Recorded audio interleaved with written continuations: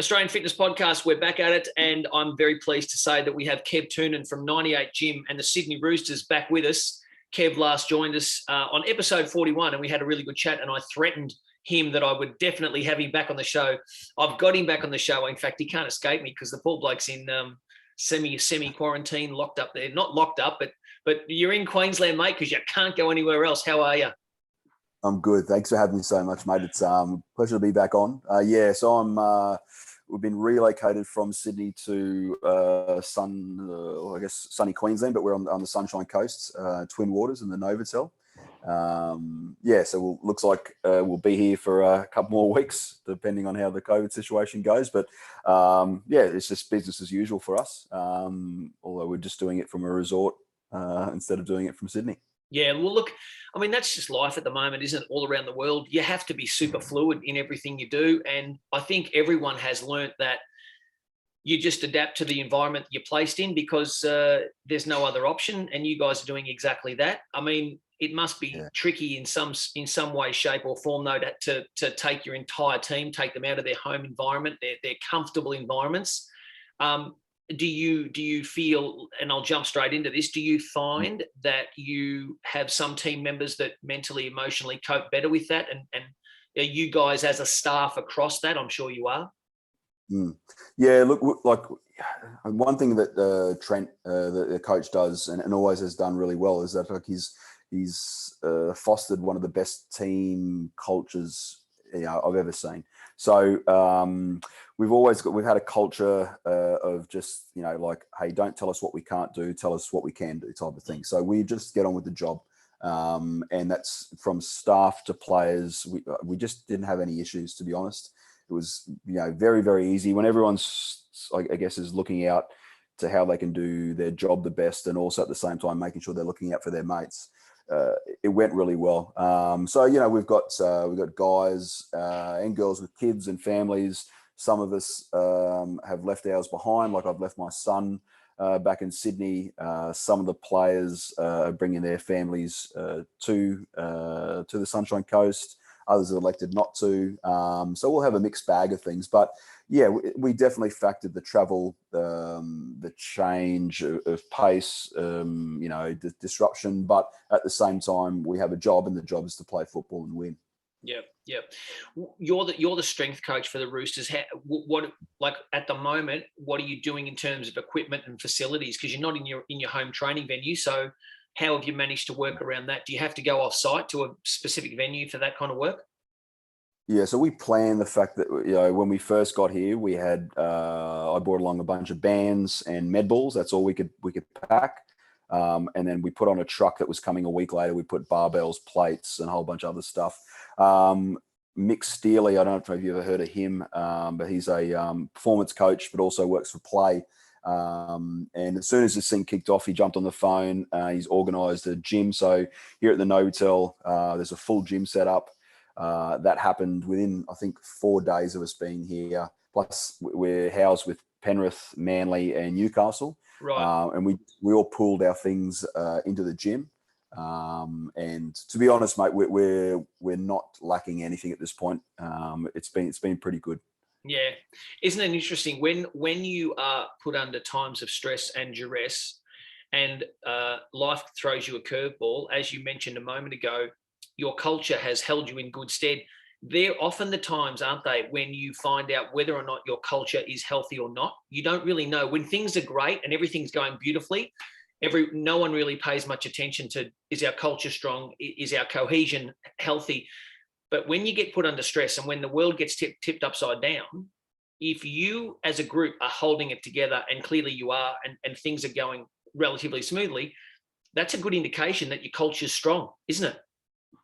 Yeah, 100%. I think as a collective, what we look at is making sure that who we are on the field and who we are off the field is something that that the fans, the friends, the family, they should all be proud of. It's how we want to carry ourselves. It's up to like how we leave a venue when we finish eating, how we want to perceive when we're out in the public. And that culture comes down to like the first thing that Robbo always talks about is like, hey, he wants the legacy for him is to leave better men behind. And that's what we want. We even noticed it, like last night we played in Mackay, so we flew out on a flight. I've seen other teams around it, like the staff put all the gear onto the bus, take it all off. We don't have that issue where the guys are pushing each other out of the way to make sure that they can help. It just makes everything so much easier, and you can see it. It's a challenge, and the boys love a challenge. They don't see it as an extra this or extra that. We're just like, hey, this has happened. It's happened to everyone, and let's get along with it. But we don't have to mention that. They're really, really good at just adapting and moving on. It's again, and that's Robbo's laid such a good foundation with the club that it's easy for us as coaches to just continue doing our job. Just on a slightly different angle, as a strength and conditioning coach, I'm sure you've been, or have you had a chance to watch much of the Olympic Games? Have you been paying some attention to any of that going on? Yeah, that's affected my sleep greatly. But we've all had our phones. We actually stopped. We're like, as coaches, we were training the other day in the gym, and we're hitting intervals on the bike. And it was when Fox was going for her Olympic gold. Yeah. So we stopped halfway through our intervals to watch it on the phone. She got the bronze, which is a bit of a shame, but she redeemed herself the other day again. And then we kept on going. We're almost late for the flight yesterday, watching the swimming as well. So the Olympics, I love it. There's nothing better than watching, humans who have put 4 years of their life on the line, and just some of the physical feats that are out there, and the different sports that have been out there at the moment. We were watching the BMX this morning. It was great. Yeah, I mean, that's right. I mean, you're like me. I've kind of been a little bit sheltered over my career. I've spent a lot of time in AFL, cricket, and a few other sports. But you see those other sports that you don't get exposed to on a regular basis, like BMX or like kayaking or gymnastics. I love watching the gymnastics because I talk to people about this all the time. I say to them, I think it was might have been after the 88 Seoul Olympics. There was a bit of a study done, a research study done on different athletes. What they did was they gathered a bunch of different athletes together from the various sports. They had a weightlifter, they had a gymnast, they had some swimmers, they had some sprinters.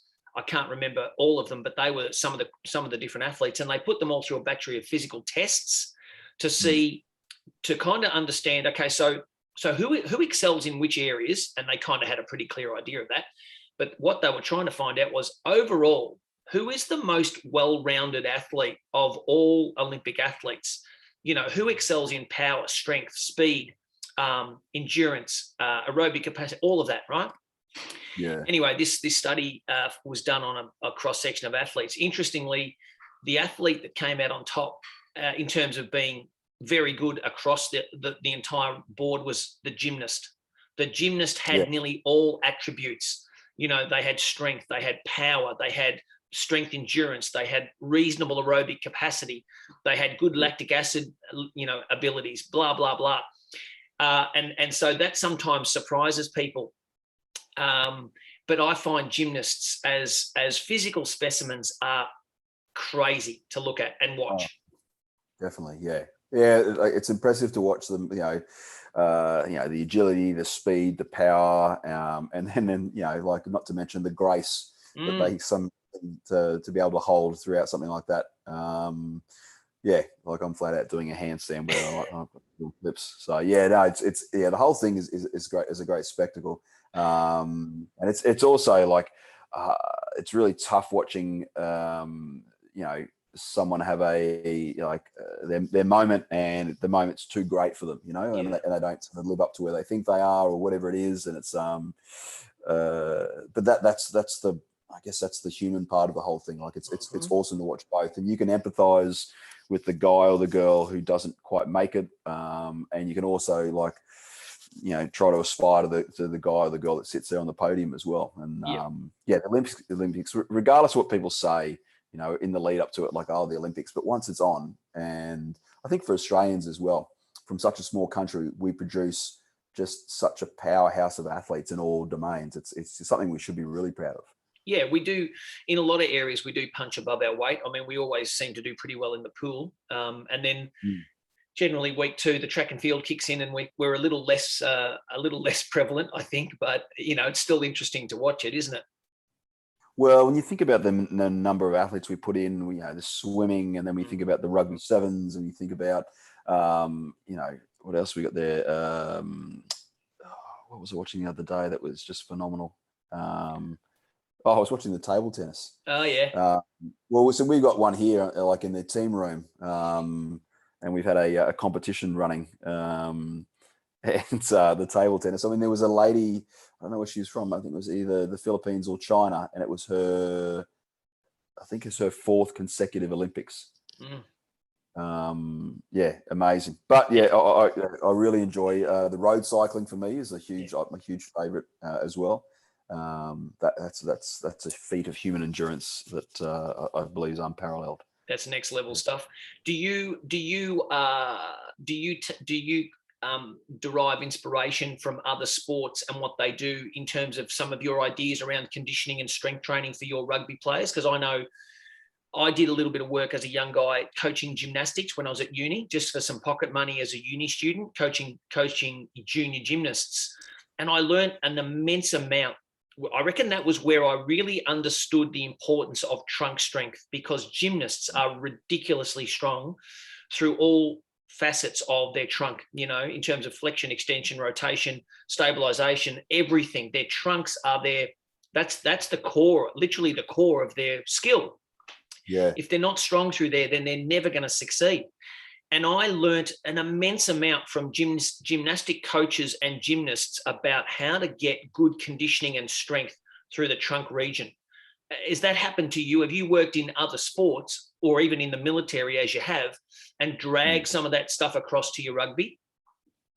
I guess for me, what I look at is I'll address the athlete in front of me, and I look at exercises or movements as just tools in my toolbox, specifically like with field sports and stuff like rugby league, and at this level there are things that are good for some that aren't good for others. When you've got an aging player, like he or she isn't going to like to do certain things or can't do certain things, even though if we could take them back to the beginning, it'd have been great to get them to do those sort of things. But what I tend to get in front of me is like, hey, 6-day turnarounds, 7-day turnarounds. This is what I can do, and this is the minimum dose I need to get moving for the next game and the next game. Like I have thoughts now about like what I would do with junior athletes compared to what I see, but also I guess the reason and the how and the why of week to week for us is generally forced upon us because of the game. Yep. Guys will come off and they're like, hey, I can't upper body anything this week because my shoulder's killing, my AC's this or my elbow's this. So we're like, that's cool. Like that's why preseason is so important. It's one thing that's become super apparent is if you do not have your preseason set, and if you do not lay the foundation for your entire season during that time, you are going to suffer when it comes to like later in the season. Well, I mean, as you and I both know, I think that's the key time, isn't it, for a strength and conditioning coach or a strength coach or anyone involved in the physical preparation of your team. That's the time of the year where you can have the greatest amount of impact, and you need to kind of, as you say, set the scene, set the foundation, because in season, and I know when you're involved in elite sport, we talk about the importance of planning, periodization, and all that sort of stuff. But to be honest, I think that yes, you have to have a plan and periodize. I understand that. But at the same time, like you've said, it's a week-to-week thing, especially in a collision sport like rugby. You don't know exactly what's going to happen, nor can you, to every athlete in the duration of that game. So you can have the best laid plans, but then at the end of that game, one guy's got a cork thigh, another guy's got a sore AC, another guy's got, whatever. One guy's had a huge game of tackles, so he needs some reduction in work. It's a massive amount of agility and I guess manipulation of workload, isn't it, for you? And it all sort of starts to happen at the end of the game. You kind of sit back and you look at, and you have to pick up the pieces and go, right, how do we get this group together physically in 6 to 7 days time? Yeah, and that's all you think about during, I look at the GPS data that night or the next day, and start to tick off like, all right, who needs what next week? So, we've got high speed, very high speed. This is the collisions. This is the distance, meters per minute. So what do I need for next week? And then like, how long's the turnaround? You're also looking at like, heart rate load and things like that. You're looking at, wow, this guy has done this again and again, consecutively for a number of weeks. We're going to have to look at like, when do we rest these people? Like, how do we do that? And also then you get like injuries, and then off of that, you're like, oh, okay, well, this is like, sort of close my box in a little bit more. Whereas like, I don't have the ability to do certain things because I've got a lack of player. I really enjoyed Louis Simmons when he talks about this. Is like, when you walk into the gym, and this is exactly what I have a plan. I know what my D5 and my D3s and D2s and whatever look like. So these are parts of the game, like leading up to the game. Yep. But the players will let me know, what I need to give them. And then the testing helps as well. Like, when you want to sit there and evaluate, where they're at, and then you look at that subjectively and think, okay, well, this was my plan. This is what the data is telling me. This is now my plan. Yeah. But I mean, I use a template, and I loosely follow that, and that's it, because the biology in front of you is going to be the telling factor. Yep. How much of that decision making is contributed to by just simple conversations that you have with the athlete? So the GPS data says one thing, your observation of the game is also information. So you've got data coming in from all different environments, but then I think personally, I've always believed that there's immense value in the conversation with the player. How much of that do you take into account as well? Yeah, well, you need to have good relationships with these guys, because they're everyone says something different. You have players that will say, "Hey, I'm good to go," and they're going to say that regardless of whether their arms hanging off or whatever. And then you got the guy that's always sore, and you're like, "Well, that's just like that guy. He's always sore. That's what it is." Yeah. But I look at the data, and the data, like, I try not to subjectively, like, the data tells me everything I need to know, but I need to go and have a conversation as to like, how did that happen if it doesn't make sense, or where can we fix this up. But yeah, the relationship's the biggest thing, because if they don't trust you, and also if they're not bought into what you need to do, because in the end, it's they're the guys throwing their body on the line every single week. Yeah. Someone asked me the other day, like, what's it like sitting on the sideline, watching the game? It's stressful as fuck. Because you care about these dudes. You watch them put in this hard work every single week, and it's like your own kids are playing out there. And when one of them gets injured, or one of them gets hurt, or whatever it is, you're like, you take it so personal, because you can't help but build a relationship with them all. Yeah. And and the reality is, they're young. Yeah. And you look at that. I mean, I always put myself in their shoes, and I think, like, wow, like, I wonder if I would have as much class as some of these guys if I was 22, 23 with, $600,000-$700,000 contracts, and, continually put on the spotlight, and then have the public trying to rip it apart every single week. Yeah. And I know, there are some guys out there that mess around and they get in trouble, but it really is the minority. When it comes to, I've only sort of encountered like good quality men in my time.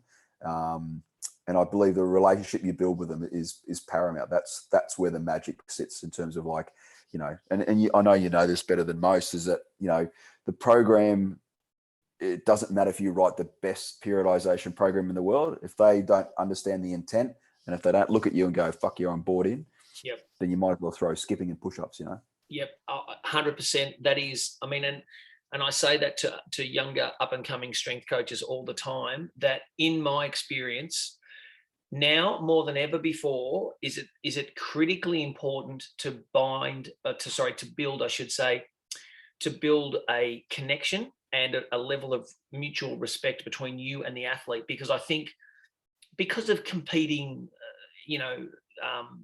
sort of competing social media issues, or whether it be just pressure from contracts or whatever.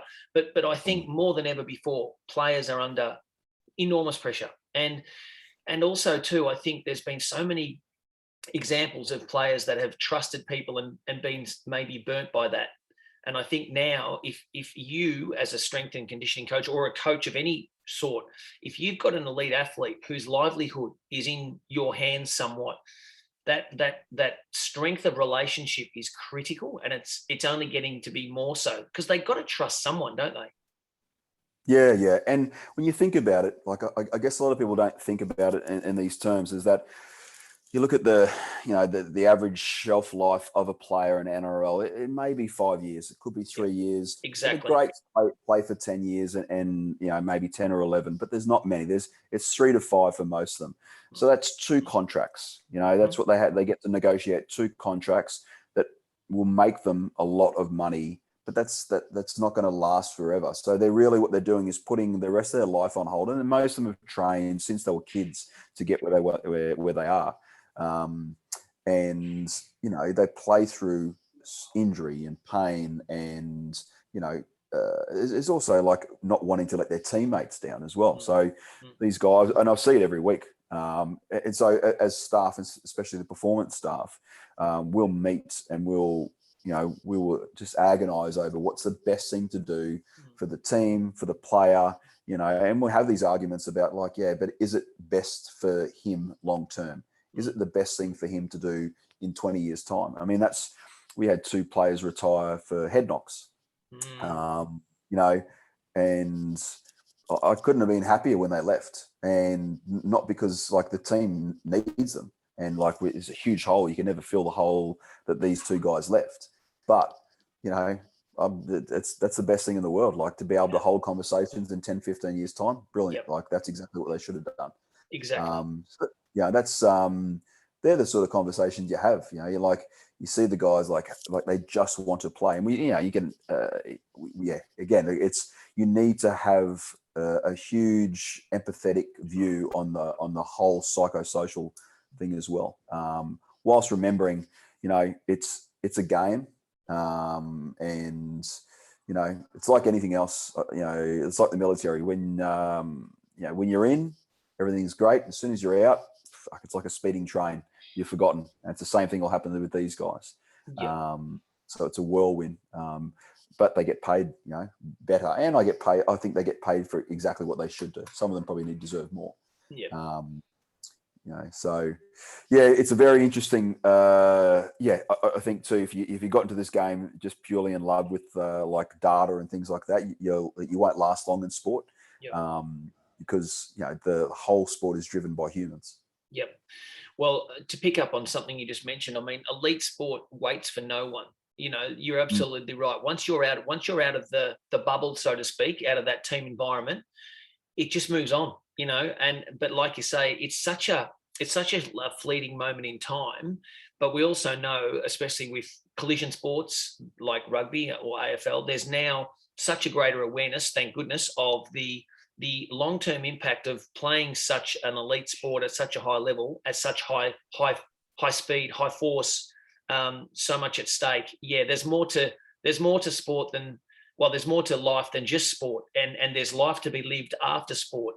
And I think it's really important that, like you say, that you guys have an element of improving physical performance, but you're also balancing that with what's best for the athlete, and how do we get this guy into our system and out of our system in good shape or in better shape, not worse shape. Yeah.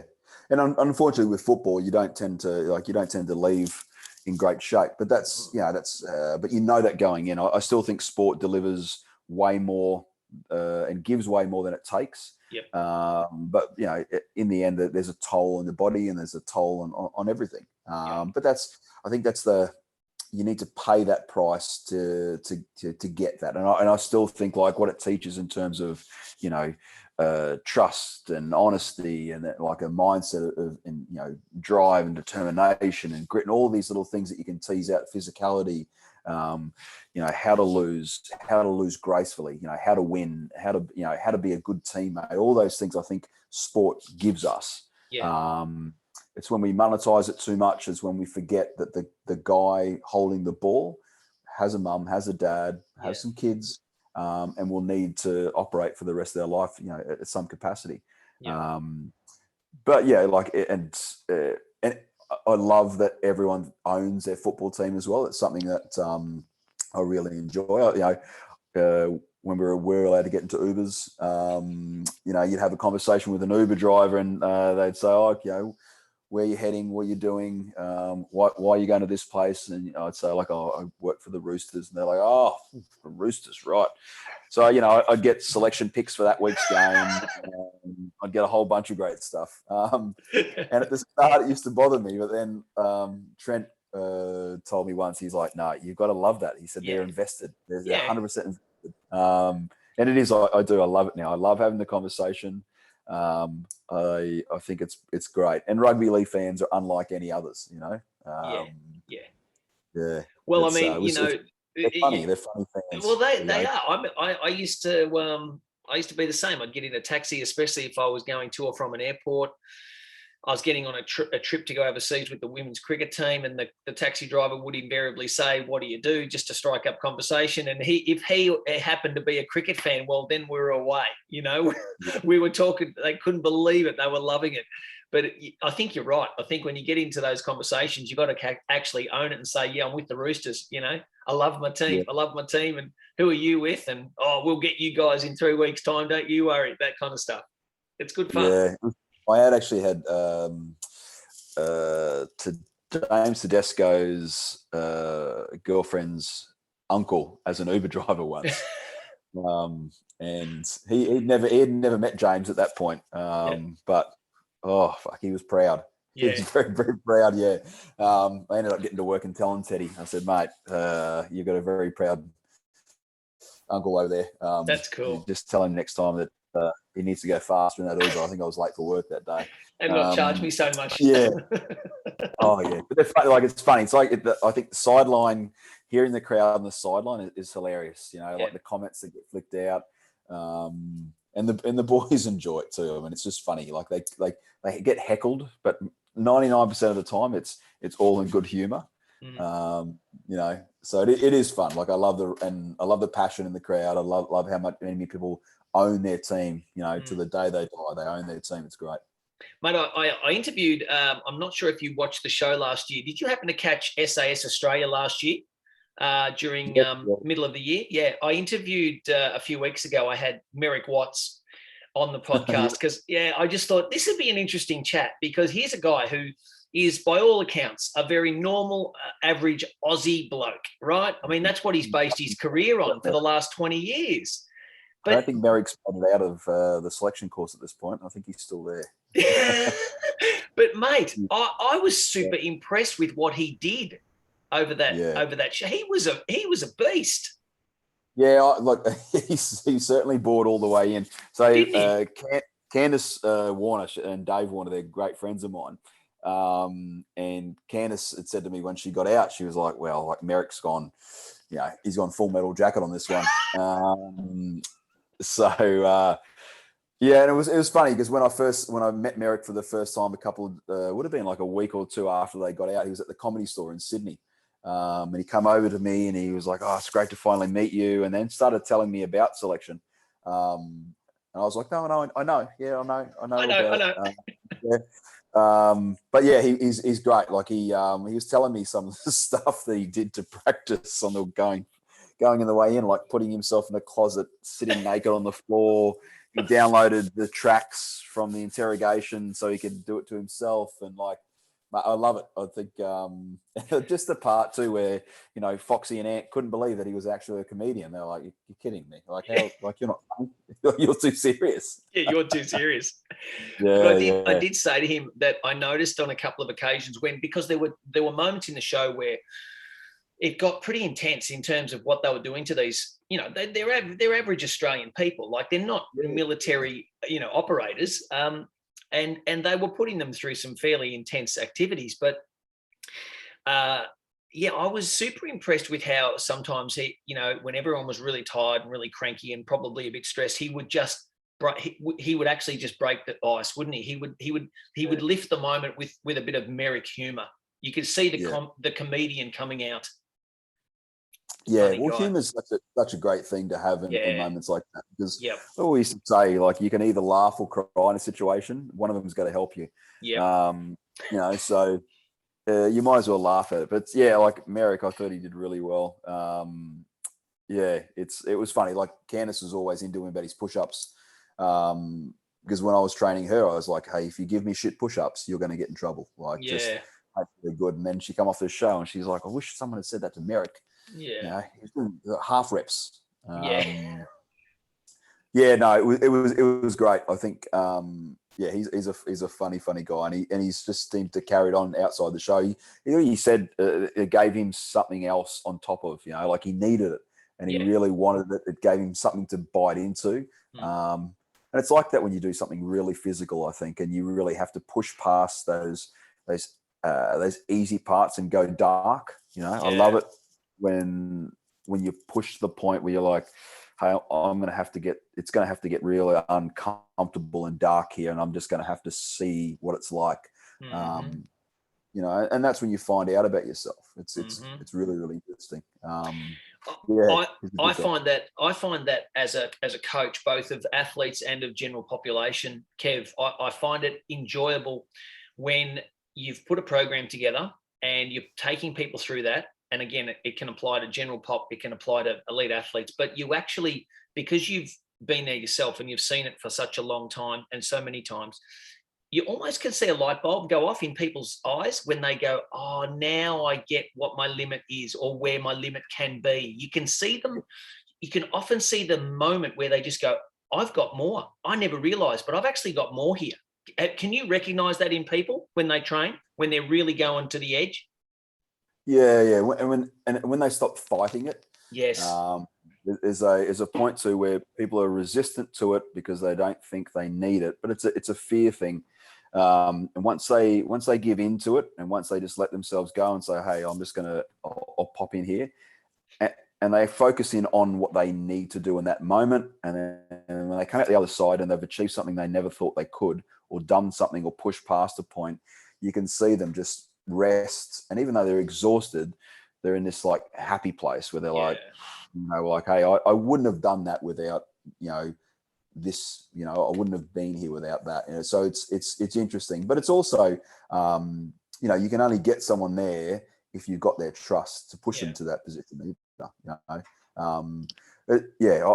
I still think too, I think like getting someone really uncomfortable is contextual. Everyone's on their own little space, and so like there's athletes that need to talk all the time, and it's not because they have something interesting to say. It's like that's fear coming out for them, and like the more they talk, the more comfortable they feel. It's their coping mechanism, isn't it? Huge, yeah. And when you take that away, I mean, I've done camps before with some teams, and I've just taken away speech. I said, like, no one is to communicate with any words. So I want to see what body language is about, because that's all you're really going to see on the field, and that's what the opposition is going to see as well. So let's just take away the power of speech and communicate and lead by your actions, lead by your body language. Well, it's easy. You often see athletes when they're under duress, like you say, they talk more, and a lot of it is, I won't say fake, but it's a form of bravado, isn't it? It's almost trying to project an image of, oh no, I'm fine, I'm good, there's no problem here, when actually, if you scratch under the surface, you know that there's a problem. You know that they're in trouble. Well, that's right, and they're projecting. They're doing it from a good place. They're projecting strength to let people know that, like, hey, you're probably feeling it, or if I'm feeling it, like, let's try and pick it up. And once again, like, it's just it's how people cope with, when they go into an uncomfortable position.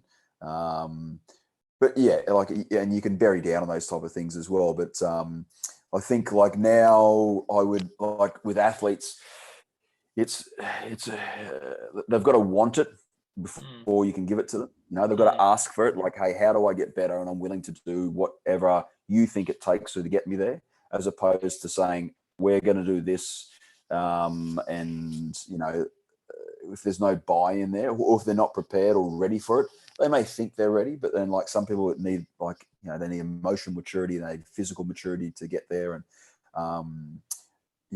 it's and some people just will never be ready. Like you see the athlete, guy or girl who is physically talented, and probably doesn't know what hard work looks like. And then you've got that guy or girl who is just the hardest working person there, and they do everything they need to get onto the field, and they're not the standout player, but they are that glue that holds everyone together. Yep. You've got that through all sports. I think that's the funny part about like team sports, at least anyway. Yep. Well, I guess my experience is mostly in team sports, but I find there's a real difference in persona between the team sport athlete and the individual sport athlete. I find team sport athletes much easier to work with. That's just my experience. It's probably different for others as well, but just me, it might be a bit of my personality too, but I'm big on people contributing to and with others for a greater cause. And I think that's what you get that in team sports. But when you're dealing with maybe an individual, a tennis player, a sprinter, a track athlete, it's all about me, and that's fine. Yeah. It has to be all about them. There's nothing wrong with that. But it also means that they're somewhat different in terms of, I find them different in terms of how you communicate, how they communicate, how they see the world. Yeah. I often think too, to be a great player, or a great athlete, you're probably going to have to come to terms early on that you need to be a selfish individual. You need to be selfish with your time, selfish with what you do. Like, you've got to put yourself first, and that's not easy for a lot of people, but you need to do that, I think, for an athlete. Because not many people are going to understand, and I think when you try and to make everyone happy, I like the single just focus that like a lot of athletes have. We often talk about it, be like, hey, do whatever you need to do to be a great player, to be a great athlete, and be a nice guy when you finish. Because you've got years to apologize for like not spending time here or time that, but you've got this unique window. Be great now, be professional now, be zero now, be selfish with what you do so you can reach that greatness. And then spend the rest of your life being the nicest bloke in the room. Excellent. Perfectly said. Mate, also, I just wanted you to touch on the fact that the 98 gym and the model that is 98 gym seems to be growing and doing well. I know that things are tough for you guys in Sydney at the moment, but you're expanding these operations, these gyms, and who they're able to look after and work with, heading down to Melbourne. We are, we're heading to Melbourne hopefully this year. Again, we're just COVID's got us all locked down everywhere, and we're hoping, if everything goes well, still to be this year. But again, it's a funny little time, because as I mentioned before, it's equipment providers the hardest things. Like trying, so we use Concept 2 and Rogue. They're our suppliers, and they're having a great time. COVID's been great for them worldwide.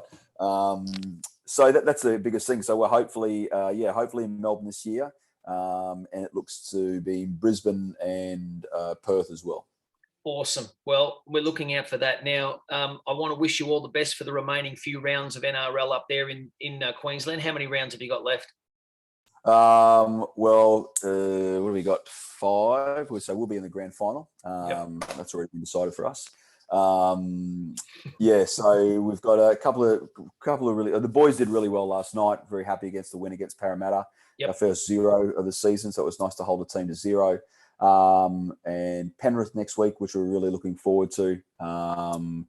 There's a couple of again, like every team every week has the ability to win, and that's the cool thing. And this COVID thing and this move to Queensland has, like we sort of spoke about at the start, has shown each team's unique ability to adapt to the situation. So, like Melbourne had what I would suggest would be not their best performance last week, but you look at the way Melbourne operates, they're going to come out of the gates going hard again because they would have counted last week as a loss just to their performance. They're such a professional outfit.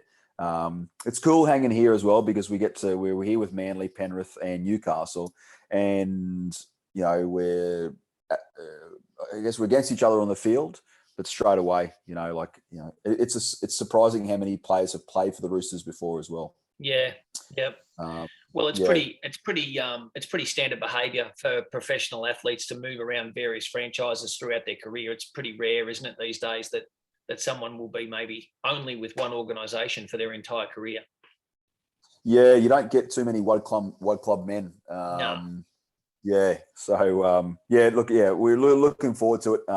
Should be like another good 4 or 5 weeks, and Queensland's been great to us. All the staff here at the Novotel have been awesome. We'd count myself very lucky to be able to still do the job. That's for sure. Yeah, we'll keep at it. We will follow with interest. I appreciate your time once again. We're going to keep a very close eye on 98 Gym and what you guys are doing, because everything I see, of that organisation, I've never stepped foot inside of 98 Gym. I will be stepping foot inside the Melbourne organisation when you get there. Trust me, I'll be the first one on the doorstep, because everything I see about that organisation, and credit to you guys that run it, it's so professional. It's so refreshing to see this element of eliteness and quality instruction being delivered to general population, because without being disrespectful, there's not enough of that in the industry in Australia. We have a massive industry and we do great things, but I think we just need to lift our game a little bit in terms of our exercise prescription, our technique, our professionalism, and how we manage these people that spend a lot of money in our facilities. And I think you guys do an outstanding job. So credit to you guys, and we'll be watching with interest. Kev, it's been awesome. We've had a really nice philosophical chat today. I've loved it. The philosophy of sport. I really appreciate it. Thanks, man. Thank you so much for having me, mate.